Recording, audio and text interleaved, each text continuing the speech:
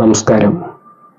കൃഷ്ണ കളരി മർമ്മ ഗുരുകുലത്തിലേക്ക് ഏവരെയും സ്വാഗതം ചെയ്യാണ്.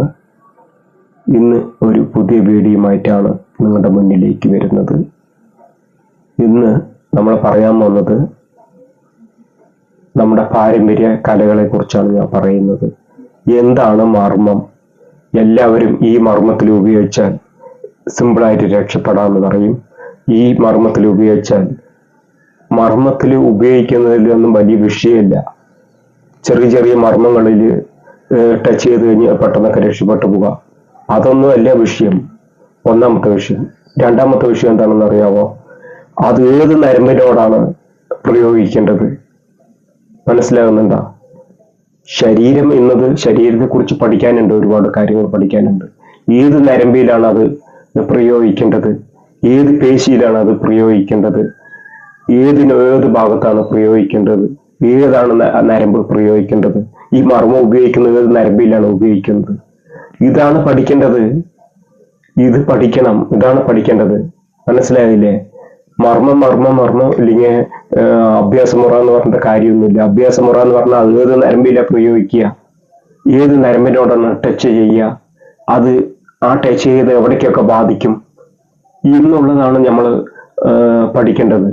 ഞാൻ കൃഷ്ണ കളരി മർമ്മ ഗുരുകുലത്തിൽ ഞാൻ പഠിപ്പിക്കുന്ന കാര്യങ്ങളിൽ നിങ്ങൾക്ക് ഏത് പ്രായമായാലും, എത്ര പ്രായമായാലും നിങ്ങൾക്ക് ഈ അഭ്യാസമുറ നിങ്ങളുടെ കൂടെ തന്നെ ഉണ്ടാവും.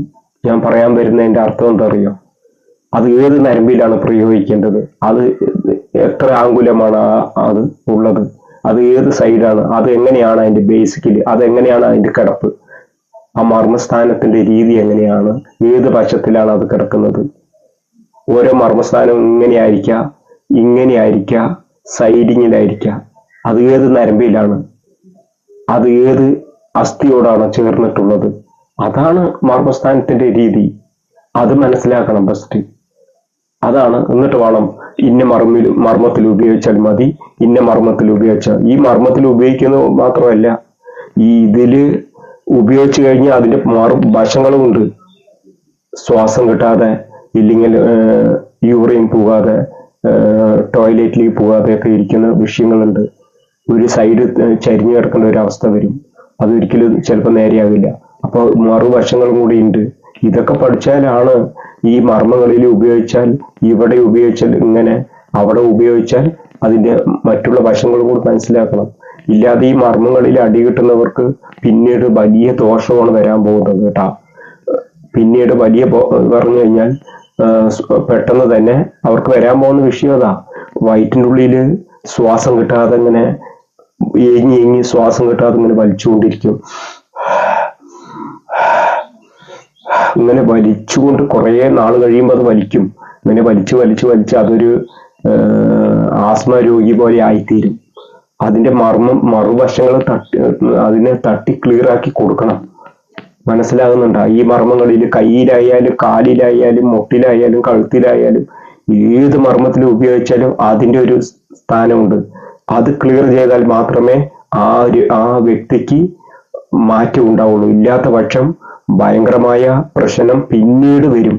അത് ചിലപ്പോൾ 6 മാസം ആകാം, 1 വർഷം ആകാം. ഇതൊക്കെ കഴിയുമ്പോൾ വലിയ പ്രശ്നം വരും. അവന്റെ ജീവിതത്തിലേക്ക് പണം എത്ര ചെലവാക്കിയാലോ ചിലപ്പോൾ നേരെയാവില്ല. മനസ്സിലായ?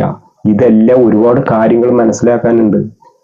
ഞാനിത് പറയുന്നത് പിള്ളേർ കളിക്കാൻ വേണ്ടി പറയണതല്ല. ഞാനിത് മനസ്സിലാക്കിക്കൊണ്ടാണ്. ഞാൻ ആദ്യം പഠിച്ചത് ഇതിന്റെ മറുവശങ്ങളാണ് പഠിച്ചത്. മനസ്സിലായ? ഇതിന്റെ ഇളക്കമുറകളാണ് ഞാൻ ആദ്യം പഠിച്ചത്. എന്നിട്ടാണ് ഞാൻ മർമ്മങ്ങളും കാര്യങ്ങളൊക്കെ പഠിച്ചത്. ഏത് നരമ്പിലാണ് ഈ മർമ്മങ്ങൾ ഉപയോഗിക്കുക എന്നുള്ളതുണ്ട്.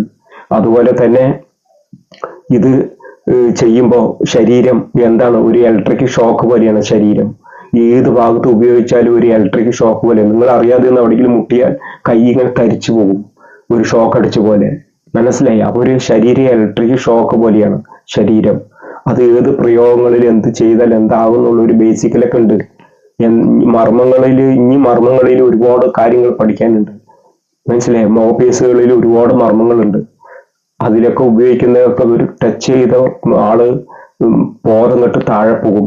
ബുദ്ധിയും ബോധവും ഇല്ലാതെ അവിടെ തന്നെ കിടക്കും. മനസ്സിലായ? പിന്നെ അവനെ പിടിച്ച് വലിച്ചു വീഴ്ത്തി മറുപ്രയോഗം ചെയ്താൽ മാത്രമേ അവൻ കണ്ണു തുറക്കുകയുള്ളൂ. ഇല്ലാത്ത പക്ഷം ചിലപ്പോൾ ആള് കാഞ്ഞു പോകാനും സാധ്യതയുണ്ട്. അതാണ് ഈ മർമ്മം പറയുന്നതിന്റെ അർത്ഥം. അപ്പൊ അത് ക്ലിയർ ആക്കി കൊടുക്കാൻ അറിയാത്തവൻ ചെയ്യരുത്. നിങ്ങൾ എന്ത് മർമ്മം ഉപയോഗിച്ചാലും അതിന്റെ മറുവശം കൂടി മനസ്സിലാക്കിയിട്ട് വേണം ചെയ്യാൻ. മനുഷ്യൻ എന്നുള്ളത് ഇമ്പോർട്ടൻ്റ് ആയിട്ടുള്ള ഒരു വിഷയമാണ് മനുഷ്യൻ. മനസ്സിലായില്ലേ? മനുഷ്യന് പിന്നീട് വരുന്ന ദോഷം മനുഷ്യന് അറിയില്ല. ആദ്യം ഉള്ള കാര്യങ്ങൾ മാത്രമേ അവർക്ക് അറിയുള്ളൂ. അവസാനം വരുന്ന കാര്യമൊന്നും അവർക്ക് അറിയില്ല. അപ്പൊ ഞാൻ അവസാനം വരുന്ന കാര്യം കൂടി നിങ്ങൾക്ക് ഞാൻ പറഞ്ഞു തരികയാണ്.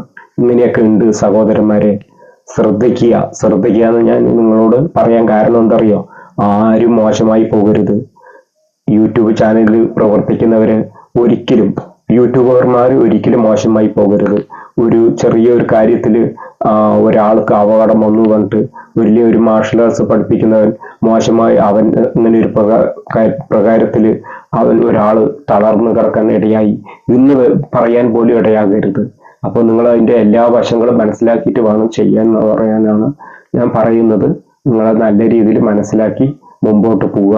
എല്ലാ മാർഷൽ ആർട്സും പഠിപ്പിക്കുന്ന ഗുരുക്കന്മാർക്കും, അതുപോലെ കളരി പഠിപ്പിക്കുന്ന ഗുരുക്കന്മാർക്കും, മാർഷൽ ആർട്സ് പഠിപ്പിക്കുന്ന എല്ലാ മാസ്റ്റർമാർക്കും എൻ്റെ ഹൃദയം നിറഞ്ഞ നന്ദി, നമസ്കാരം.